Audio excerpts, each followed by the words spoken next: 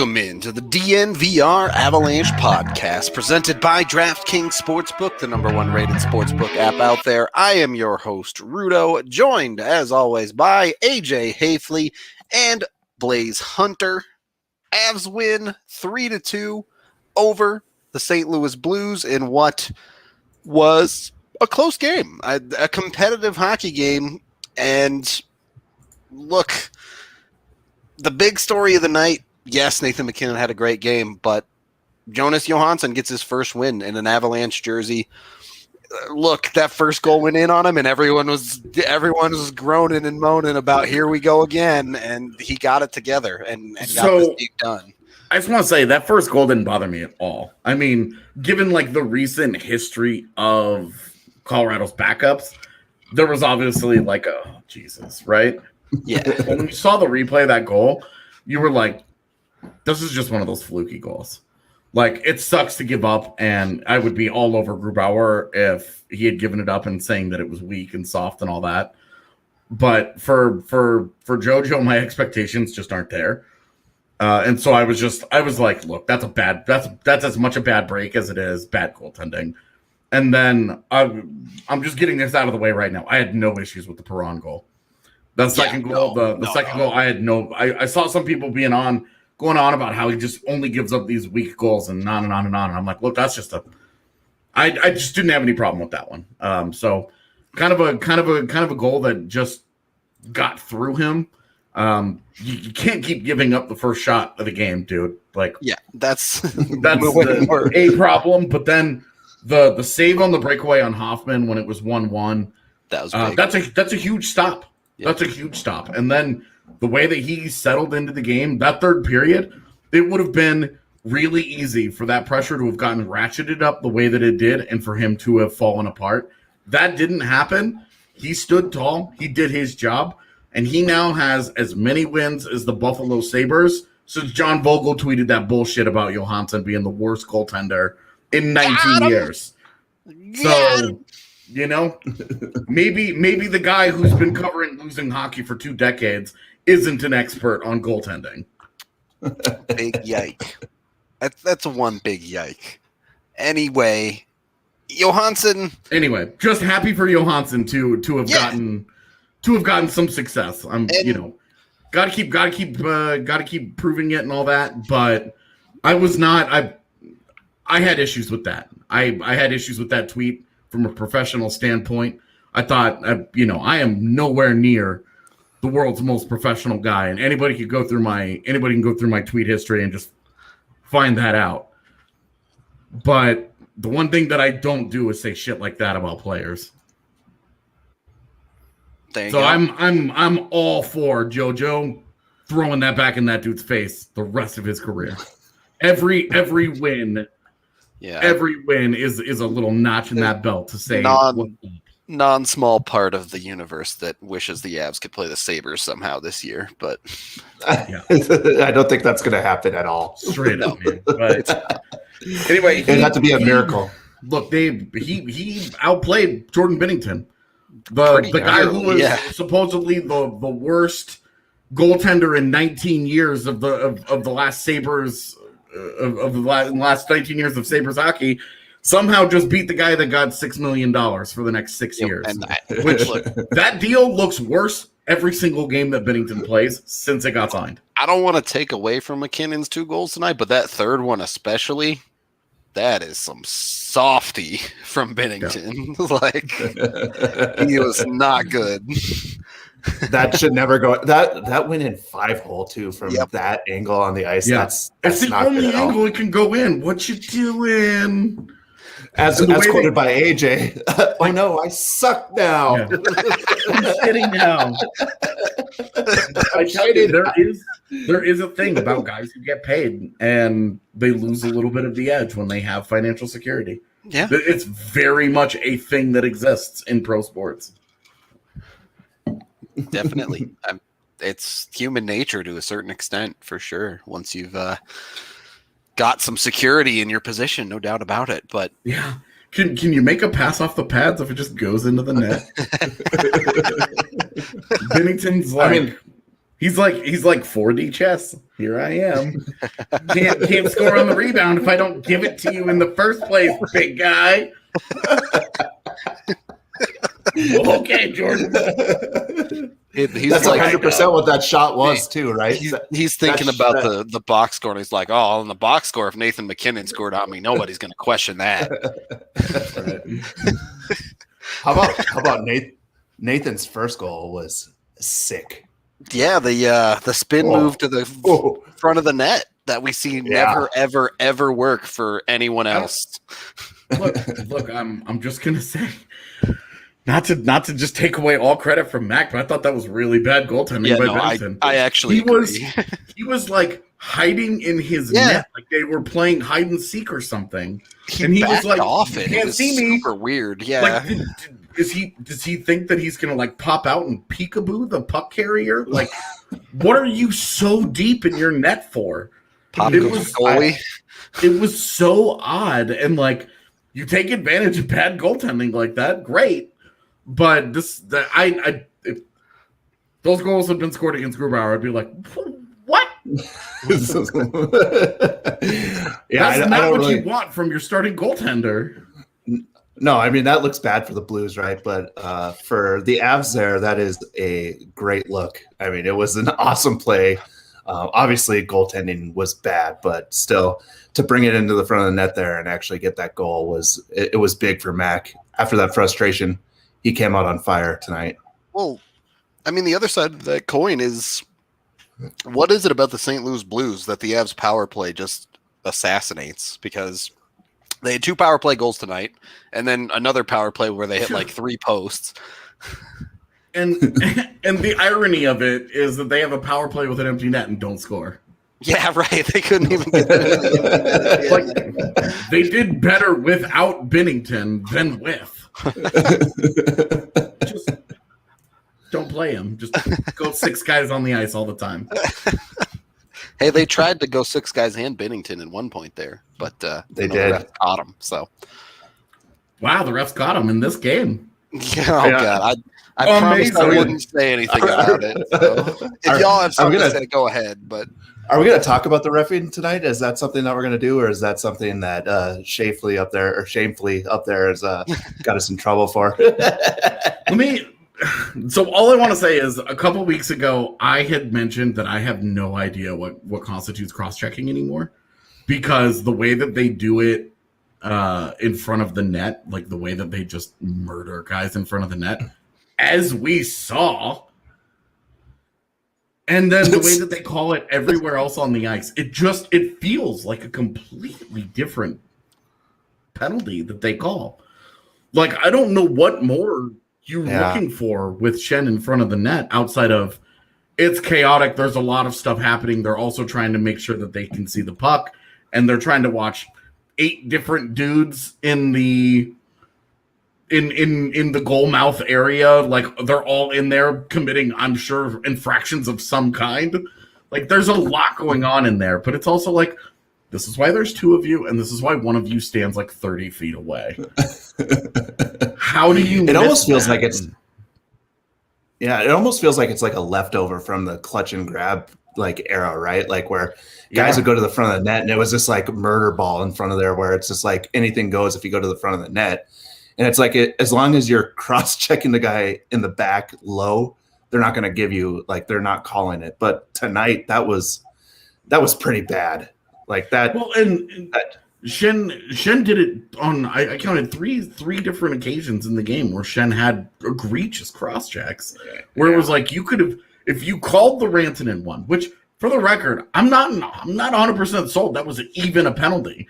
Just because the stick broke, it didn't look like he was really, it looked like he shoved him and the stick snapped more than it looked like he cross-checked him.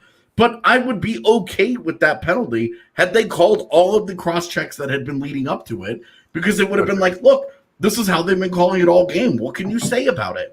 But not only was that not the case, but it just kept getting ramped up in intensity. Like every subsequent cross-check was like, what the hell is going on here? And I don't have any idea anymore. Like, cross-checking has gone the way of goaltender interference. I'm just not sure anymore. If I was trying to explain the rules to somebody that didn't understand hockey and they were like, okay, well, why was that okay, but that other one wasn't? I'd be like, bro, I really don't know. I think that's a problem. Where it gets me is like, can you at least make an argument that the dude was trying to make a hockey play? And on multiple of Shen's ones tonight, there's no way. Like on the confer one, he takes 2 steps. The dude loads up as hard as he can. He knows his goalie has the puck and just unloads on Confer's back. And that's what are you doing? It wasn't even like a desperation play where he was like, oh man, there's like an issue here. It was like, I'm taking my frustration out right now on this dude's back. It was like, I'm mad and there's a guy near me. Yeah. It's a goal mouth scramble. Let's hurt somebody. Yeah. And then like, okay, the other one, I just curious how you guys feel, but is that tripping? Yes, 100%. It's always has been. You can't just throw your body at people and it not be tripping. Okay. Yeah, I remember not that long ago, Sam Girard taking the puck down offensively into the zone, and a dude did the same thing. Yeah, I know. And they didn't call it, and they were just like, and we were all was like, he going stripping, right? Like that's stripping, right? And everybody was like, yeah, that's stripping. So for them to have called it in this one, it's like, were you just feeling like you had to give a penalty to the Blues after you just called one on the Avs? Like, did you watch the replay of the Rantanen penalty and go, oh my God, that's not a very good call? And so they were just like, well, we definitely need to find something. And then they called that, and it was just, I don't. On the other side of it, I would be like, wow, way to take the air out of the end of the game, an exciting game. At the same time, though, don't trip the guy. Yeah. It looks like the Blues were bowling for Avs there for a second at the end there. I mean, he like went directly for it. You know, there can be some things said for it when you're sliding and then the guy kind of skates into the path of where the guy's sliding to, but this guy was going straight for the trip. I mean, his stick broke and there was an empty net behind him. So like he knew his one mission was to impede him no matter what. That's exactly what he did. Like there's no secret about what he was trying to do there. And I don't understand why he was so mad about it, but yeah, you think though at some point, right? Like he would have just gone for like the body shot, like just kind of hopefully maybe because you're not going to get called for that. But once you go down on the ice, right there, you're going to get called for tripping. So, like there's this misconception that has been spread for a long time about the idea of getting the puck first, and while some referees do call it this way. In the NHL rulebook, it doesn't matter if you get the puck or not. A trip is a trip. There is no get out of jail free card if you get puck first. It's still a penalty. Like right. Well, that's because like after watching that rule, after that rule and they put it in place, guys were just like swinging their sticks, and if they got to the puck at least first, it's cool, and then it's just like go for the skates. Yeah, right. Like. It's still a penalty if you hit the puck. I'm sorry. It's how the rules work. We do have to take our first period break here, however, as we are sponsored by Chevalier Mortgage. Both Mike and Virginia have been in the business for a long time, and Mike is a certified financial planner. So he'll look at your entire finances when it comes to finding the right home loan for you, a whole lot more than just getting you a great rate. You can check these guys out at DNVRmortgage.com. Get yourself signed up for a free consultation, as well as the chance to win some free DNVR merch. So get on over there today. You can also call Virginia directly at 303-257-6578. Michael Chevalier, NMLS 1931006. Virginia Chevalier, NMLS 1910631. We're also brought to you by DraftKings Sportsbook. My DraftKings pick of the week, I am going with Nazem Kadri to score the first goal tomorrow night in Saturday's game, plus 1,200 to score goal number 1. So I think Kadri's due. I think he's going to get number 1. I'm going to go win myself some money. Easy times right there. Easy times. Make some money on the Avs. Make some money betting on basketball, baseball, football, any other sport you want. highly recommend you check it out over DraftKings Sportsbook. They have amazing odds boosts all the time. Still time to get in on their one for $100 bet if you're a new account on the March Madness event. So jump on over there. Use code DNVR when you sign up to let them know we sent you. DraftKings Sportsbook, the number one rated sportsbook app out there. Must be 21 or older. Colorado only. Terms, restrictions, and conditions apply. See DraftKings.com/sportsbook for details. Gambling problem? Call 1-800-522-4700. Second period of the DNVR Avalanche podcast presented by that DraftKings Sportsbook. Andrew, thank you for the super chat. He asked, why isn't Count playing instead of O'Brien? We talked about it a bunch yesterday. I feel like I've got an answer for this. Okay. Okay. I feel like after a day of contemplation, I feel like I've come up with the secret sauce here. All right. So why just stick with me here?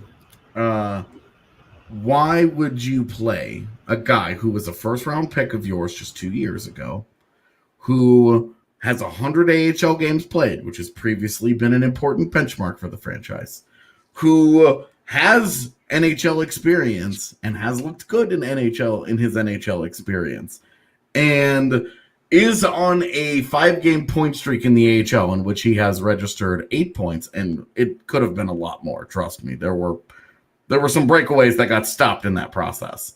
A guy who plays all situations for your Eagles team.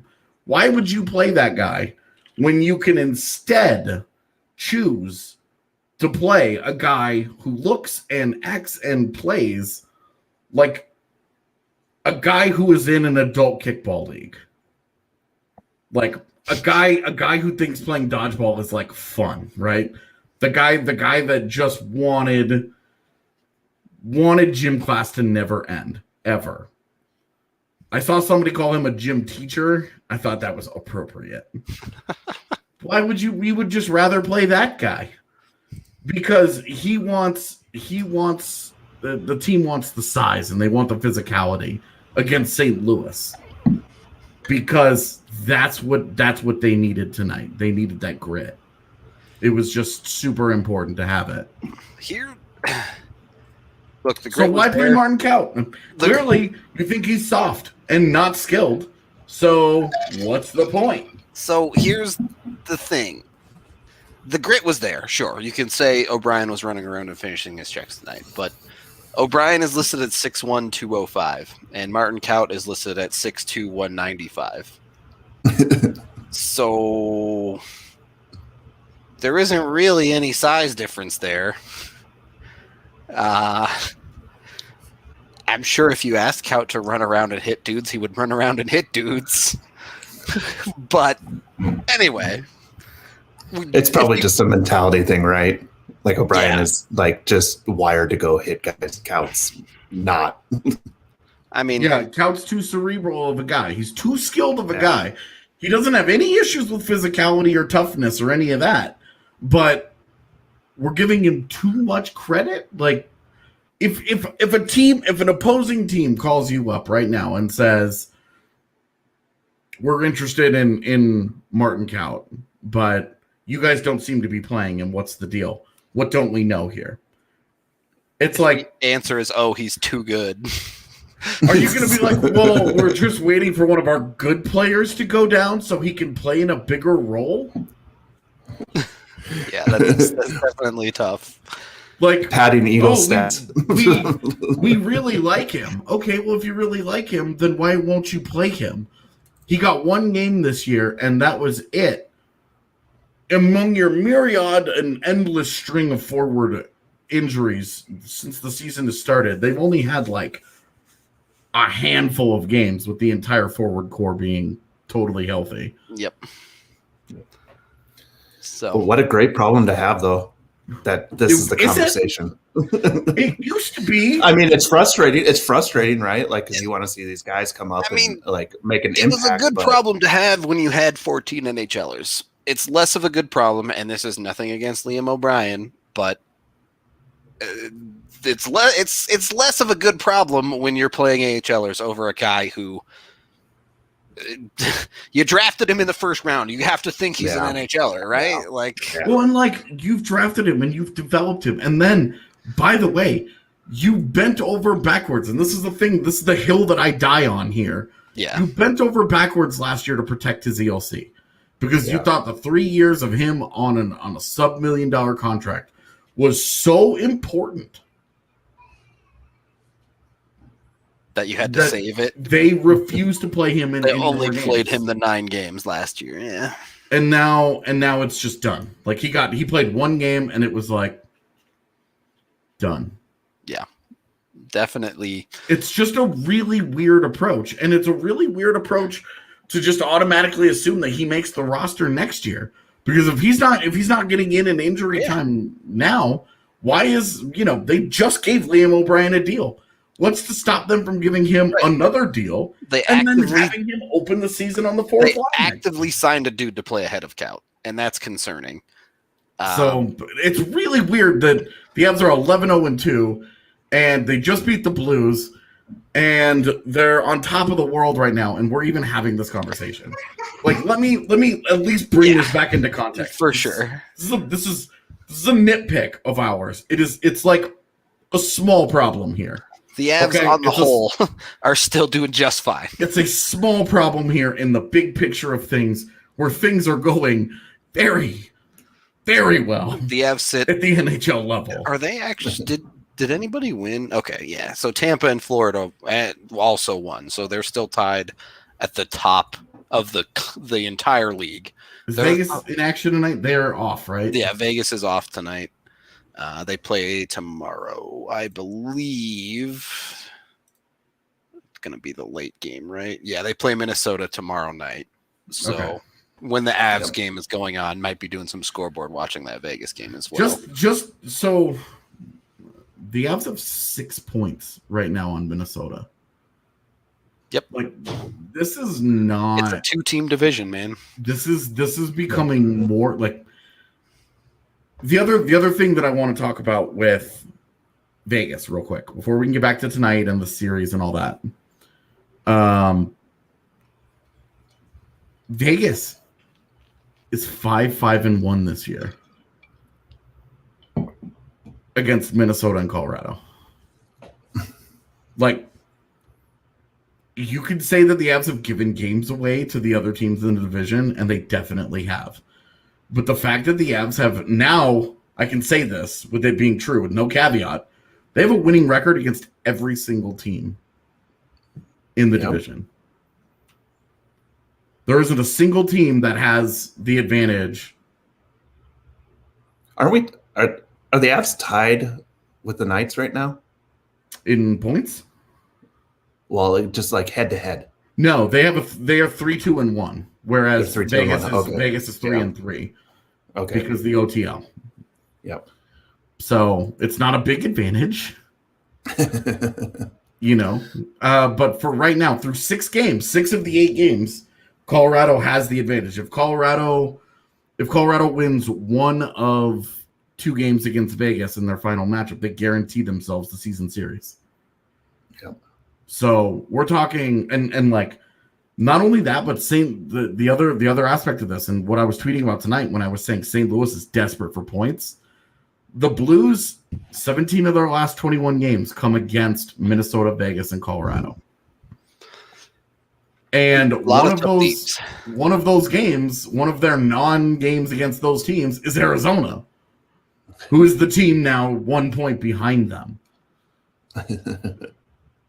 Right now, I mean, look, we can talk about like St. Louis. St. Louis has definitely had a tough road. A lot of injuries this year. Look, Colton Parayko has been out for a while. He was supposed to be their number 1 guy. But they missed a bunch of time too, yeah. They also think about how much money they also spent on Justin Falk and Torrey Krug. They're supposed to have help there. Yep. The problem is that those guys are not Devon Taves and they are not Sam Girard. Their help is not as good as Colorado's help. The Avs survived Cale Makar's injury with really just being like, well, things are imperfect. It's a little harder to win without him. No doubt. But they're in some trouble. For them to have lost this game, they lost the backup versus starter game. And now I think they have to play Bennington tomorrow. I don't think they can play Billy Husso against Philip Grubauer. It's almost a scheduled loss at that point. I think they have to play Bennington tomorrow. Yeah, especially as Chad is mentioning here, Arizona leading tonight with 7.5 to go. And Bennington, the Blues, didn't they just have like a week off? Like they've been idle for forever. So I think they have to go back to Bennington tomorrow. And like we've been shit talking Jordan Bennington on this pod tonight, but he was great in the third period. There were some really good scoring chances where they could have absolutely just buried St. Louis tonight. Bennington stopped everything. You know, they would love him to turn that on a little sooner, but it's still like you see that and you're like, it's there. There's a good goalie in there. It's just his consistency that is his major issue for sure. Yeah, like I don't think he's like terrible. I think that 6x6 will be terrible.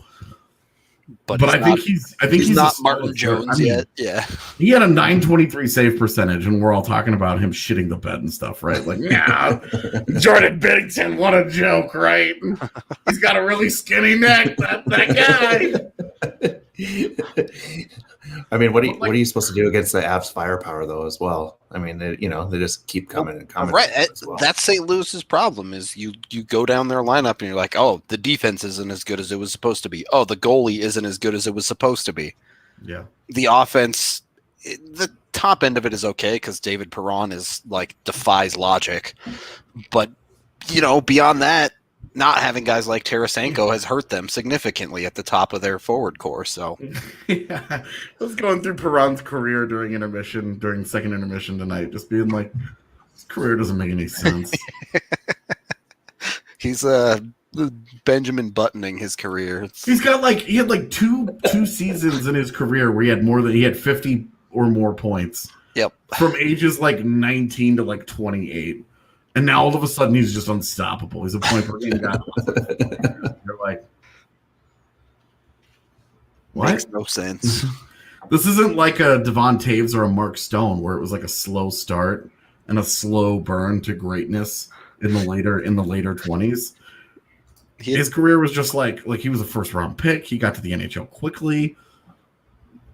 I don't know. It was just very well established himself as like a 45-ish point guy that couldn't stay healthy. Yeah, well, and like then like he gets into St. Louis where it's like he doesn't have a great center. He's got good centers. Yep.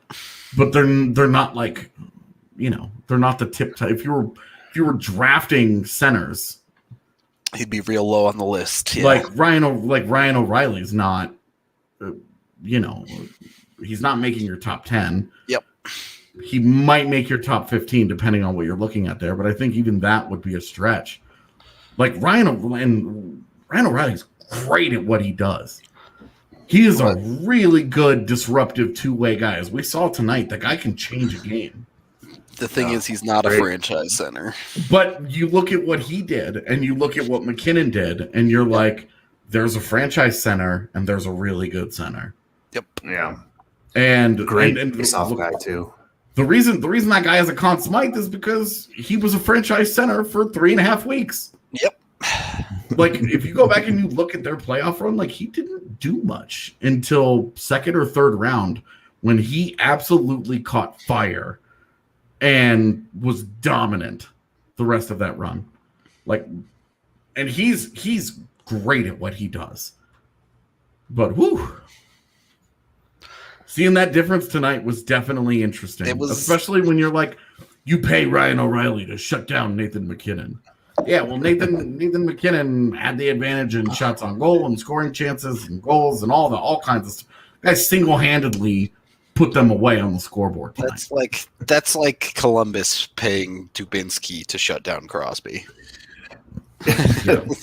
Mac had 7 shots on net tonight as well. So you've changed his scoring ability from 1.36 points per game on average to 1.35. Like, you're really locking him down there. You're doing good work. But yeah, so Nathan, just in their head-to-head tonight, Nathan MacKinnon, was 11-5 in shot attempts, 5-2 in scoring chances, 5-3 in shots on goal. Ain't shut down nothing. Yeah, so didn't really, and high danger chances were 2-0 for MacKinnon. So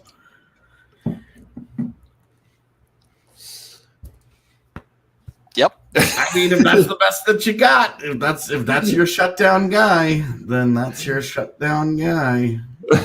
Can I ask a question? Yeah. What was Perron pissed about at the end of the game tonight? The trip. Is that what it was? Yeah. He was still mad. Okay. I wasn't catching on because he was like hot after. I was like, what? He was mad going into the box too. He was just so mad, I think. Yeah. He broke his stick on the ice. That's why he didn't have it. And then that was part of the reason why he had to trip him with his legs. And so he had to go get a stick to go to the box. And on his way to the box, broke that stick, smashing it on the ice. Still one less stick broken than Mikko tonight. Yeah. Well, he should try hitting it over somebody's back. Yeah, that's legal if you do it. It's. Mikko's gripe is like when the doors open when you're playing. That is the scariest thing in the world, especially when a guy's right on you there. I mean, that's like, I've personally witnessed somebody basically break a leg with that whole issue going on right there. So those are scary. They don't feel good.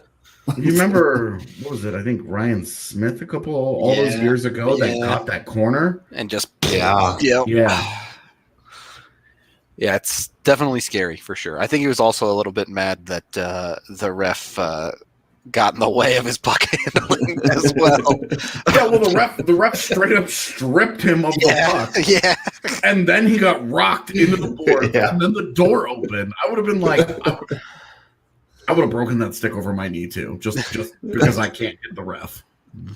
We had a super chat here from Andrew SJ, San Jose with the easiest schedule remaining.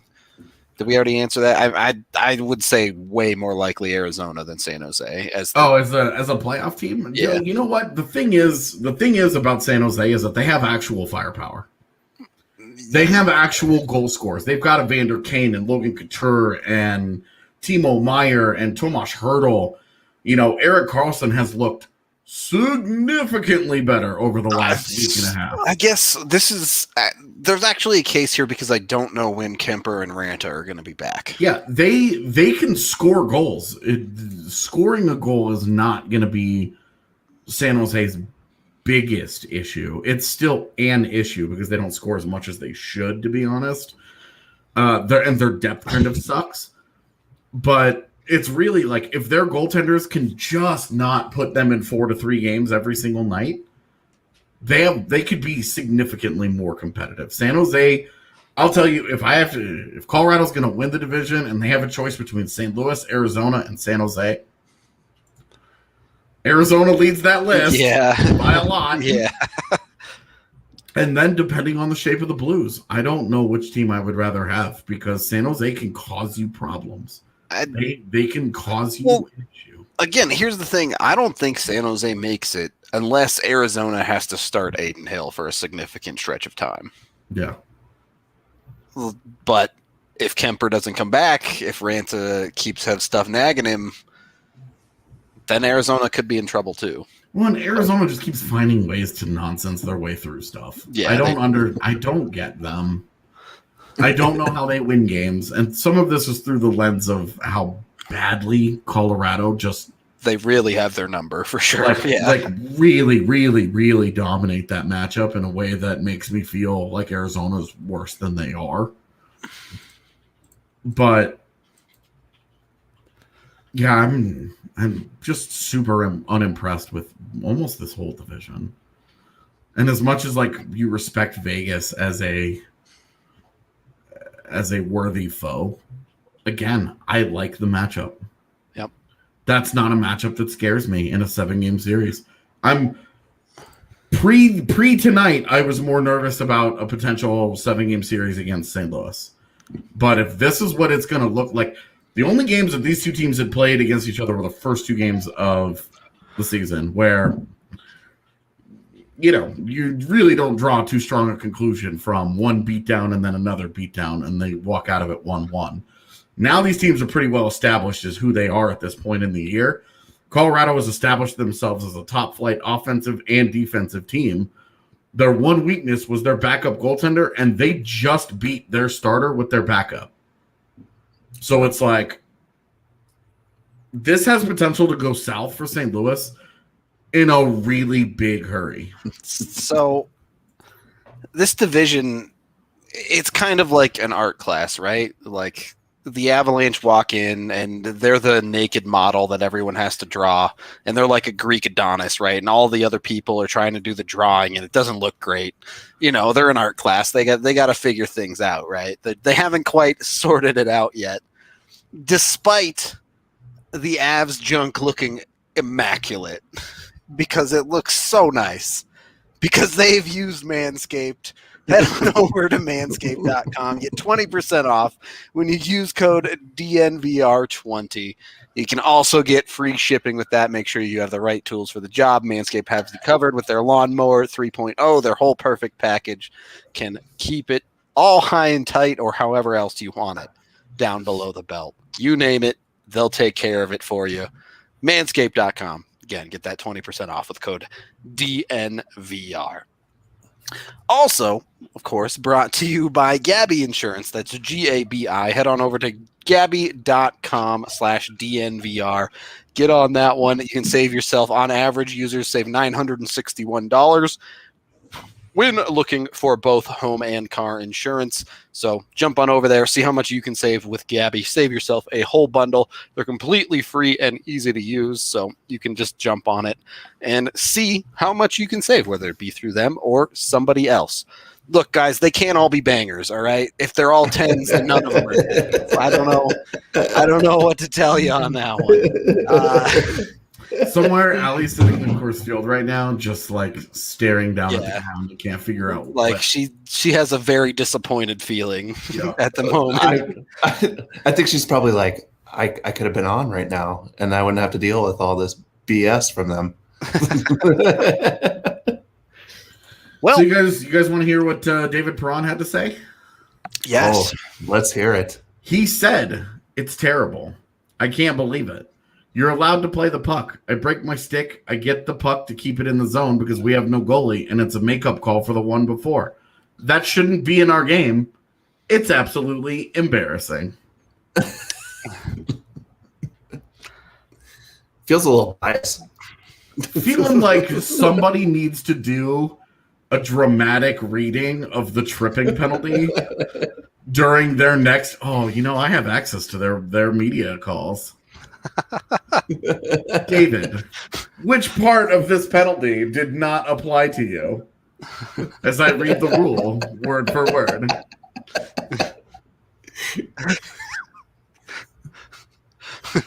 AJ Havely banned from NHL media call. I will consider this. All right. So outside of the tripping call, look, I don't think it was a perfect game either by any means. On the first goal, AJ Havely, resident Ryan Graves defender these days. Look, that was an awful pinch from Cale Makar. Well, and MacKinnon, no sense of it happening either. Yeah. Going the wrong way as well. And Graves left out to dry. Basically just stands there. Yeah, that's like, so here's my part that I didn't like about Graves is your opponent pinches and the puck comes free, and like you're playing with Cale Makar, so you're the defensive defenseman on this line. I'm sorry, but that's what you are. You gotta be aware and be backing out of the zone. You can't get beat cleanly off the offensive blue line. And he ends up falling behind the play just like everyone else. Like we said, it's not entirely his fault, but it's just it was such a weird read for me to him just be chilling at the blue line. That might have also been like one where like he knows what's about to happen and he's like, I can't get back. Yep. I'll lose the race anyway, so screw it. And so like if you're in that moment, like your brain has broken, you only have bad options, and the option that you choose is the C, do nothing. Yeah. And it's like, this is also the wrong answer. But again, I only had wrong answers. Fight, flight, or it's like there. it's like going on Who Wants to Be a Millionaire and choosing the fifth option of I refuse to answer. And just like staring at Regis and being like, I'm not answering. I think he might have been stunned that Kale got poked like that down there. I mean, you don't see that very often. So, I mean, that's the other option there too. Is like he just didn't see that coming. It's been a weird stretch of a while for games. I think I tweeted out a while ago where he has this kind of almost a repetition now where he'll make a bad mistake in a game and then 20 minutes later he'll do something. Kids are like, oh yeah, right, he's Cale Makar. He's insane, but it's been a bit inconsistent for him for sure in his sophomore year. What's funny is like we see Makar dominate the way that he does, but then you'll see him make mistakes, and you're like, that has to be so disheartening for other teams. That this isn't even his final form. Yeah, like to know that there's room for improvement and that in like that 200 more NHL games like down the road, like he will have like smoothed out these rough edges and just be like, I only make the right decisions now, and I'm also physically more gifted than all of you. So do you remember when defensemen used to be like 25 to 27 when they came into the league? Like, do you guys remember those days? Like back in the day where it was like a little bit of older of a. It was like 2 years after your draft year you turned pro, and then 2 years of the AHL minimum. You spent pretty much your entire ELC in the AHL, unless you were like truly special. And then after that, it was like kind of iffy. It was like, okay, well, let's see how good this guy is. We'll see how this we'll see how this dude is. In the how our team is and kind of how he fits, and then we'll go from there. It was like solidly like a couple of years here, a couple of years here, and then now we're here, and it's just like more Guns and Roses. Well, and I was looking at the fancies the other day, and Bowen Byram as a 19-year-old, his offensive generation is non-existent. Yep, there's nothing there, but his suppression is already elite, and I mean like high end in the NHL, not just like, hey, this is pretty good for a 19-year-old. It's like, no, he's really good. Yeah, he is absurdly good defensively already. Now, I'm starting to think the Colorado system has a little bit of something to do with that because all of their defensive results are getting out of hand. Yeah. Like I saw some people that were upset that Graves and Makar are still playing together. And it's like, look, Taves and Girard together has been the best pairing in the NHL. Shut down. Yeah. Like, it's number one. Like, you... That's why. Like, Cale Makar, you expect, like, hey, he can carry whoever he plays next to. If you want to maybe see him against, with Jacob McDonald, then great. Be prepared for more breakaways because they're just going to be different. They're going to happen in a different way.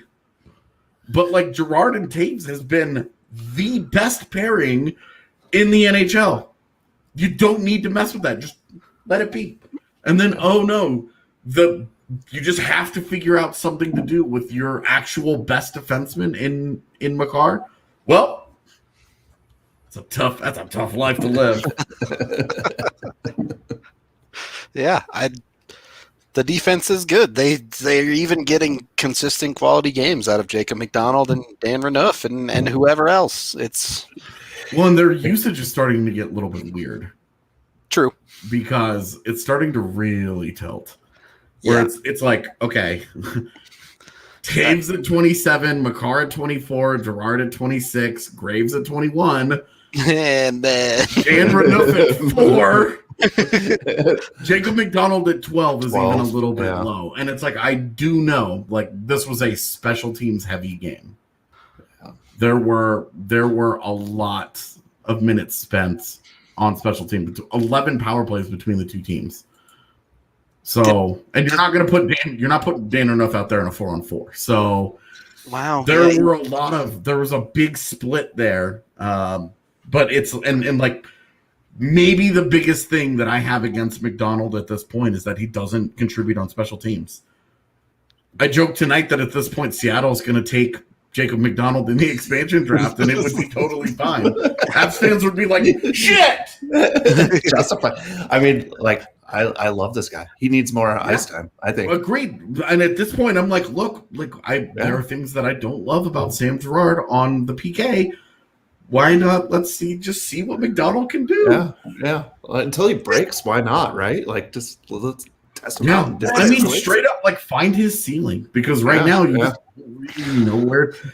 All the situations he's been into thus far, his results have been so stupid.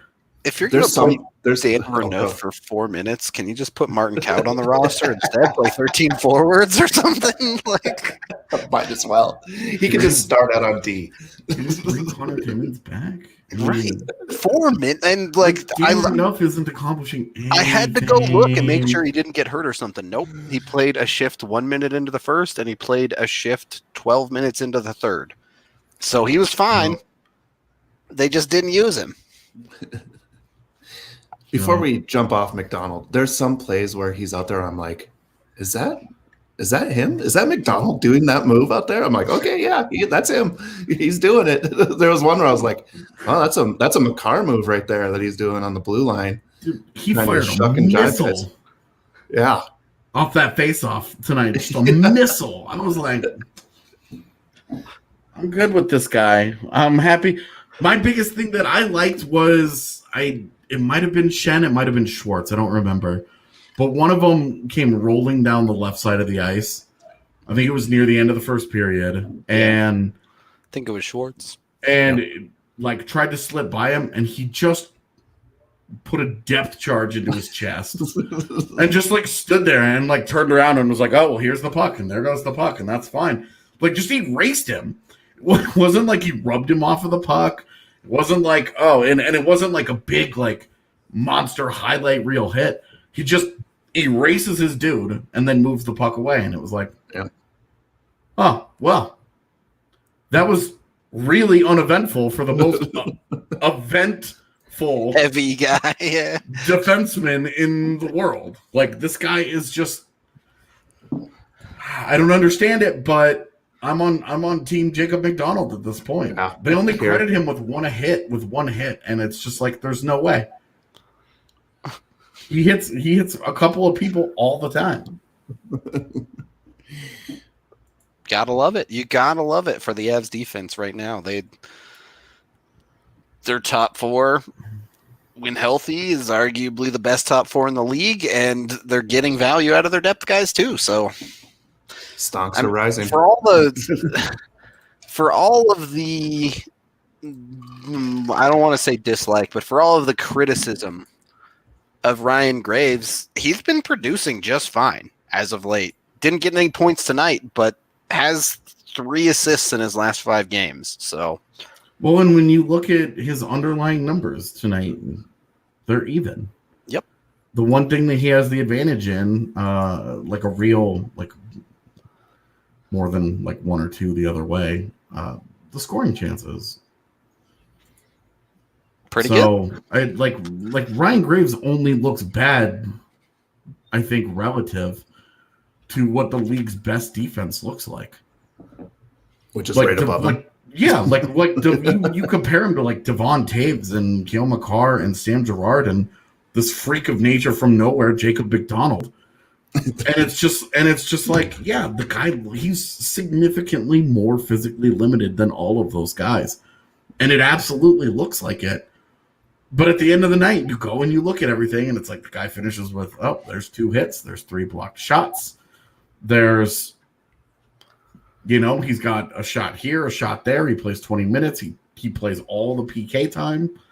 Like, I guarantee you there are other teams looking at the league like, they want to give Ryan Graves up?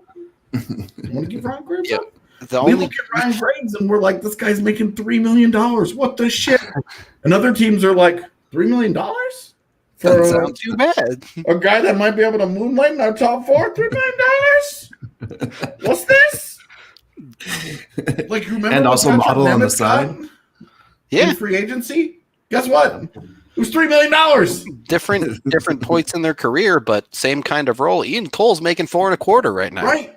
And if the Avs win a Stanley Cup with Ryan Graves, Graves has a job in the NHL for the next 5 years. Yep. Because he will have cup winner, knows how to do it. Moxie. Yep. Guaranteed contracts. Experience in the playoffs. Chat, the only beef around here is my beefy thighs and jorts tomorrow night. All right. That's the only beef you're gonna see. So by the way, if you haven't made it down to the DNVR bar, I will be there tomorrow. If for some reason way too many of you want to see me in jorts, I don't know. I don't understand it, but if that's something you're into, you can see it at the bar tomorrow night. I think they need to be a little bit shorter tomorrow night. I think you need to take a run off them. No, they're really nice now. All right. So like afterward, we washed them. So now they're all frayed and they actually look good. Yeah. So yeah, it's maybe good. I'll find a bedazzler and we can bedazzle some. There you go. Bedazzle and MS for Manscaped on the butt. Now we're talking.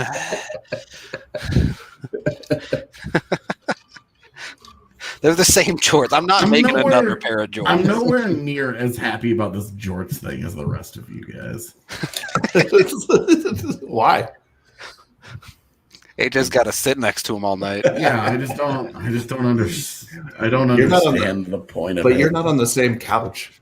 You've got your personal seat there that you've got a personal connection with.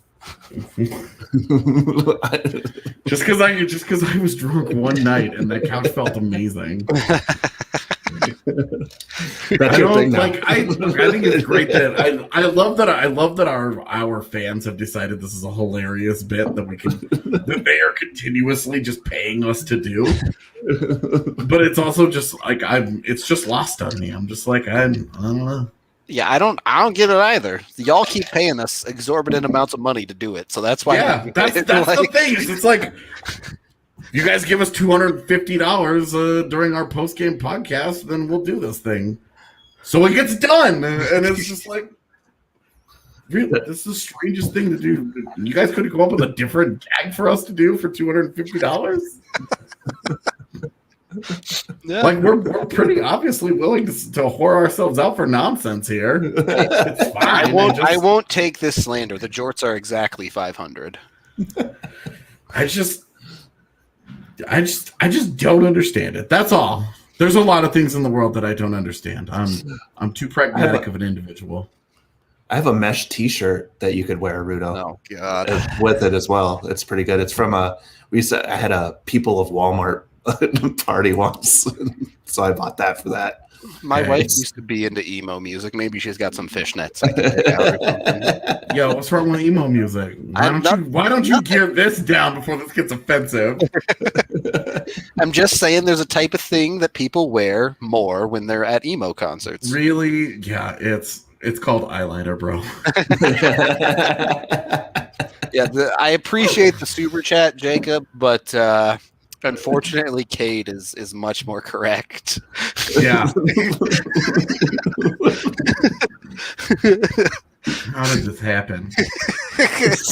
You know what? Tomorrow at the bar is just going to be me spending money to play Taking Back Sunday and Brand New. Oh Jesus, that's not even that emo. And oh god, dude, we'll get into some yellow cards too. Oh, then okay, now we're talking. We'll get in a little bit of we'll get a little Hawthorne Heights, early Fallout Boy. Does I sound like a music hipster? Early Fallout Boy, dude. Early Fallout Boy is best Fallout Boy by like a lot. Yeah, absolutely. Okay. Country music as farm emo is the funniest description I've ever heard of country music. So good. Farm emo. Anime. Shit, that's good. I'll put a price out there for my bathwater if you all really want, but you ain't paying that much, so it's fine. I mean, obviously MCR would be on there too. The MCR is like the poster boy of emo music. That's like a given. AJ's too much of a music hipster to just be talking about that. It sucks because it's like I was only like a lukewarm MCR fan. Oh, Dashboard Confessional. Yes, there we go. Ooh. Did not like them at the time because that was the hipster in me, but how much for AJ to dress like a 2000 team host? I don't know, but I kind of already do in a lot of ways. I never grew out of it. I love that the Avs just don't lose games, so our post-game shows end up like this. Yeah, right? Like every game is like, they won again. Let's party. Yeah. What are our final thoughts on this game? This is Arizona now officially ahead of St. Louis in the standings as they win tonight. Go for it, please.